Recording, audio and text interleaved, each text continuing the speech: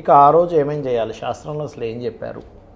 మనం కామన్గా ఉగాదికి సంబంధించి చేసుకుంటాం 6 రకాల పదార్థాలతో, షడ్రుచులతో. అయితే ఆ రోజు ప్రత్యేకంగా మనం ఉదయం కాలకృత్యాలు తీర్చుకొని మీరు ఫ్రెష్ అప్ అయిన తర్వాత ధ్వజారోహణం చేయాలని చెప్తుంది శాస్త్రం. అంటే ముందు ధ్వజం కట్టుకోవాలి ఇంటి మీద. ఓంకారం ఉన్నది కానీ శ్రీకారం ఉన్నది కానీ మన ఆరెంజ్ కలర్ది ధ్వజం అంటే జెండా. ఓకే. ఇక రెండవది ఏంటంటే మనం అందరూ పచ్చడి అంటుంటారు కానీ పచ్చడి కాదు అది, ఉగాది ప్రసాదం అనాలి దాన్ని. పచ్చడి ఏంటి, అది ఏమైనా దంచిన పచ్చడా? అవును, నాకు కూడా చాలాసార్లు ఈ డౌట్ వచ్చింది గురుగారు, ఇదేంటి పచ్చడి అంటారు అని.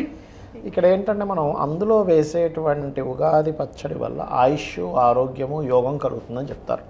అవన్నీ ఎందుకు కలగాలి? ఆ యొక్క ఉగాదికి సంబంధించి తీసుకుంటే, ఆ ప్రసాదం తీసుకుంటే అంటే అందులో ఉండే ప్రతి పదార్థానికి గ్రహానికి సంబంధం ఉంటుంది. గ్రహంకి ఇప్పుడు వేప పువ్వు ఉందనుకోండి, ఒక్క వేప పువ్వు 4 గ్రహాలను సూచిస్తుంది. వేప పువ్వు కుజుడిని, రాహువు, శని, కేతువుల యొక్క కలయిక వేప పువ్వు అనేటువంటిది. అందుకే అదొక రకమైన చేదు ఉంటుంది. చేదుకి అదేవిధంగా ఉప్పు వేస్తాం అందులో, ఉప్పు అండ్ వాటర్ కూడా వేస్తాం. ఉప్పుకి వాటర్కి చంద్రుడు కారకుడు, రుచికి కారకుడు ఉప్పు. అంటే ఏంటి, ఇవి తినడం వల్ల చంద్ర సంబంధించిన దోషం పోతుంది. ఎందుకు పోతుంది? దాన్ని మనం తీసుకెళ్ళి ముందు దేవుడికి నైవేద్యం పెట్టి తీసుకుంటాం ప్రసాదంగా.